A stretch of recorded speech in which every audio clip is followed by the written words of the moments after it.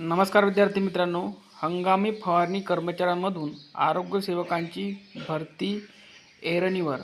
कागदपत्र पडताळणी नंतरही नियुक्ती रखडली.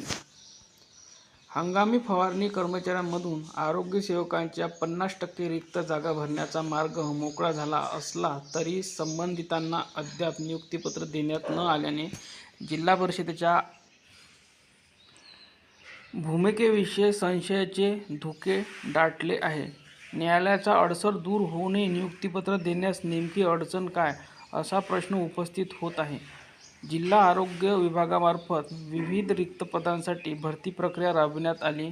भरती प्रक्रियेची जाहिरात प्रसिद्ध करून IBPS मार्फत ऑनलाईन परीक्षा घेण्यात आली होती. या परीक्षेतील निकालाच्या आधारे पात्र उमेदवारांना नियुक्तीपत्र देण्यात आले. यात आरोग्य सेवक संवर्गातील 50% जागा या हंगामी फवारणी कर्मचाऱ्यांसाठी राखीव आहेत.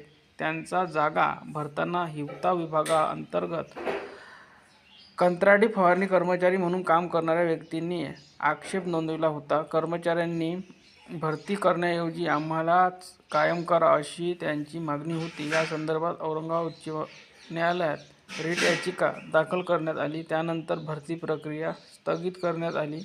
न्यायालयाने पक्षकारांचे म्हणणे ऐकून घेत त्यांना थेट नियुक्तीचे आदेश देण्यास नकार दिला. मात्र भरती प्रक्रियेत 90 गुणांपेक्षा जास्त गुण मिळवणाऱ्या उमेदवारांना प्राधान्य दिले आहे.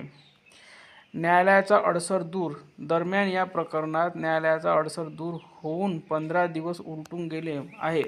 संबंधित उमेदवारांची कागदपत्रांची पडताळणीही करण्यात आली आहे. मात्र नियुक्ती आदेशाची प्रतीक्षा आहे. न्यायालयाचा अडसरही दूर झाला आणि कागदपत्रांची पडताळणीही झाली, तरीही नियुक्तीपत्र देण्यास चालढकल केली जात असल्याने संशयाचे धुके दाटले आहे. यात नेमकं कोणाचे आणि काय हित दडले आहे, असा प्रश्नही उपस्थित केला जात आहे.